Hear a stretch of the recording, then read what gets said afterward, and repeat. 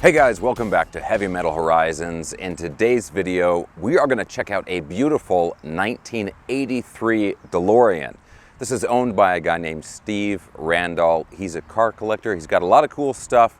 And today we're going to check out his DeLorean. And what is unique about this car is that it has extremely low miles. In fact, it might be the lowest mileage 1983 DeLorean in the world. Also, the car has a really interesting backstory as to why the miles are so low. So we're going to get right into this. Steve is going to tell us all about the car, but real quick guys, if you enjoy videos like this, checking out cool cars, airplanes, and ham radio, that's what we do here at Heavy Metal Horizons. If you enjoy that stuff and you have not already subscribed, please consider subscribing right now. Okay, let's go ahead and check out this car.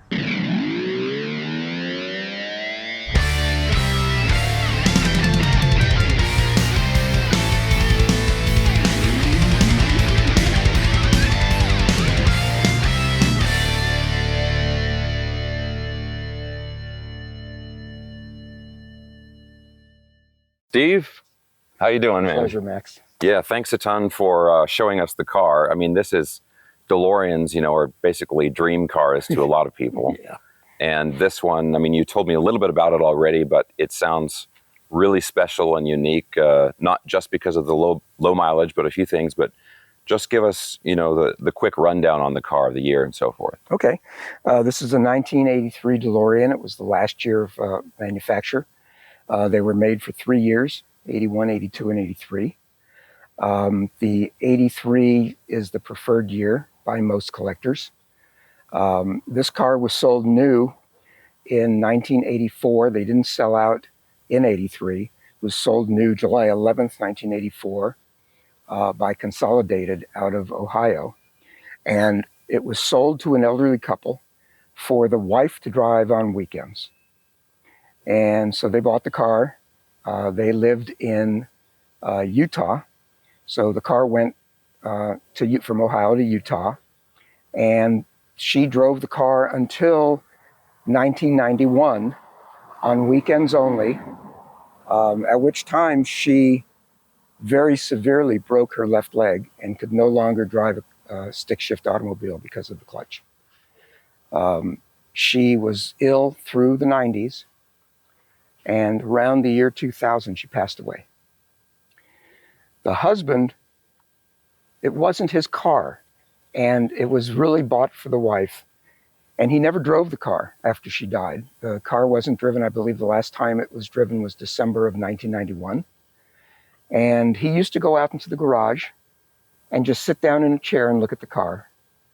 And for him, it brought him joy. It reminded him of his wife.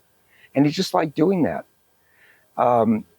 He eventually moved from Utah to Oregon. And at some point after the move, and I don't know off the top of my head what year that was, but at some point after he moved, he decided it was finally time to let it go. Now, the car hadn't been driven since 1991, and we're going back about 5 years ago. So the car obviously couldn't be driven, didn't even have a battery in it at that point. Mm-hmm. And he gave it to a mechanic for the mechanic to get the car road ready and ready to sell. It needed to be running. The mechanic had the car for about 2 years and actually did a little bit of work, but he didn't really accomplish that much. He cleaned out the gas tank and the fuel lines, put new fuel injectors in, and that was pretty much where he stopped. The fuel system wasn't completely functional.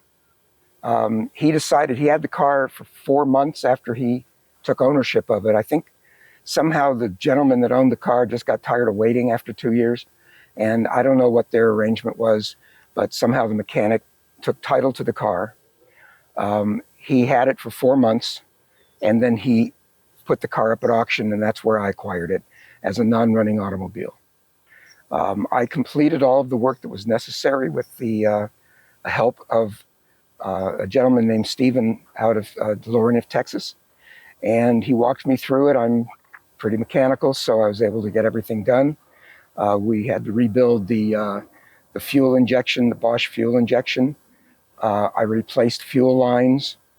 I went through the brakes. The calipers were frozen. We freed those up and replaced brake lines, rebuilt the calipers. And the cooling system was all flushed, properly flushed and cleaned out. And now the car runs perfect like a new one. Now, did you buy the car like because you've always wanted a DeLorean, or was it more because it's low miles and it's like a good collector's car? Yeah, I mean, to be honest, I wasn't looking for a DeLorean. I own about 10 cars, and this wasn't a car that I bought to drive. To be honest, I bought it as an investment. At the time, this is bought it February of 2020, and at the time I knew that DeLorean was planning on reintroducing the mark into the marketplace. So I figured when that happens, got to increase the value of the car. Mm-hmm. And that's exactly what happened. Even though there hasn't been a new DeLorean brought into the marketplace yet, due to delays, government approval has been received, but there's delays as far as they changed from wanting to put a gasoline-powered engine, and they changed it to electric. They've done a lot of different changes. And John DeLorean's daughter is also working on bringing a car to market under the moniker of DeLorean. So I've got now probably the lowest mileage 1983 DeLorean in the world. Best year, black interior, which is preferred. The manual transmission, which is preferred. So it doesn't get much better than that. I will be open to offers on this car because I've had my fun with it. And really, a lot of times my fun is the challenge.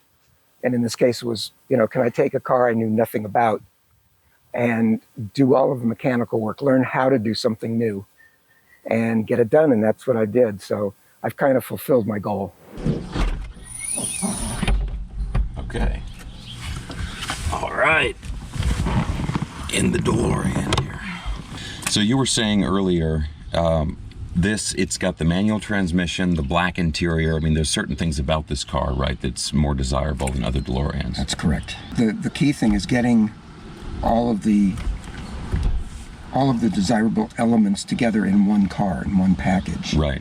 So you might have a lot of gray interior automobiles with a manual transmission, but it's not the black interior, right, or the 83 with the manual transmission. So right. Those are the three things that are important to have together. I'm looking at I've never sat in a DeLorean before. I mean, I'm looking at this, and the interior, I mean, obviously it's in fantastic condition, but the design of it is pretty clean, right? I mean, especially for 80s cars, I feel like, they didn't do like a digital dash or something like that. No, it's a very clean design. I'm not sure if you know this, but John DeLorean was the guy who essentially created the GTO.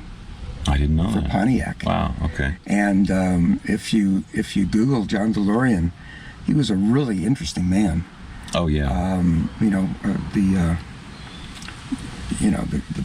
The prosecution and everything. Legal trouble aside. Yeah, it was really unfortunate, and ultimately he was not found guilty of anything. Mm-hmm. But just the cost of defending yourself on something like that pretty much financially devastates you. Well, I mean, with the cars at least, he has left a pretty big legacy. Oh, absolutely. Yeah. Absolutely, he has. That was the other thing I was going to ask you is with owning one of these cars, and you did some work on it, right, to get it ready to go and everything. My understanding is that the community around these cars and even like getting parts for it and that kind of stuff, it's actually better than you might think for a car that was only made for a few years, right? Yeah, when DeLorean stopped producing cars, there was a gentleman out here in the San Fernando Valley who bought up everything from DeLorean, and there's only one item that I know of that you can't get. Okay. And I can't remember. It's either the left or right front fender. Okay. That one part is not available as a new part. Right. But many of the original parts are available. Many of the parts have been remanufactured exactly as original. And so parts are not a problem whatsoever on these cars. Wow, wow. The other thing, by the way, is the ones that came to the United States have a speedometer that goes up to 80 miles an hour. Right. And yes, you won't go back in time. Because you can't go fast enough. No, but it'll do 120. Really? Okay. Yeah, but if you hit 88, no, you're not going anywhere. Okay. Stay right where you are. Okay. Can we close the doors here? Absolutely. Because I know the. There we go. Yeah, and the roof has these sort of cutouts for your head that give you a little bit more headroom there. But I mean, I like it because you're really in. You know, I feel like we're in, like the James Bond Lotus that goes in the water, something like that. Oh, and that's one of the other really unique things, right, is these windows, right? Yeah, this one's opened. I don't have that one open, but see this one. This one's open, and that's as much as it does open. The rest of it doesn't fully open there. They are power windows, and it does drop down. Okay. Yeah, this is really, I mean, it's a unique car in so many ways, even just sitting in it here. And, people love them. You can't take it any place without, you feel like a movie star. Right, yeah. Driving this car because people are waving at everyone you. turns to everybody, look at it. Everybody, yeah. And it's fun. And they attract a tremendous amount of attention at a car show. Yeah, yeah. Cool. Well, Steve, thank you so much for your time, man. It's my pleasure. Anytime. It's been really cool to check out this car, and yeah, like I said, it's like you're saying, it's such a unique car, it's such a head-turning car, and it's, like I said, I've always seen him from a distance or seen him in car shows. It's the first time I've sat in one, so yeah, man, just thanks a lot. No, it's my pleasure anytime. Okay, guys, so there you go. What do you think about that DeLorean? Let me know down in the comments section below. And yeah, big shout out to Steve for showing us the car. And like I mentioned in the beginning of the video, he's got several other really cool cars, which I'm hoping I can check out in future videos. But yeah, one thing that jumps out to me about what he was telling us is the sort of cautionary tale of sending the car off to the mechanic to get fixed, right? Like, oh yeah, no problem, we'll just fix it up. 2 years goes by and the car is still not running. That's the kind of stuff that always scares me when I take a car to a mechanic to get it worked on. All right, guys, thanks a ton for watching. I hope you enjoyed the video. If you did, give me a thumbs up, subscribe if you haven't already, and I'll talk to you very soon.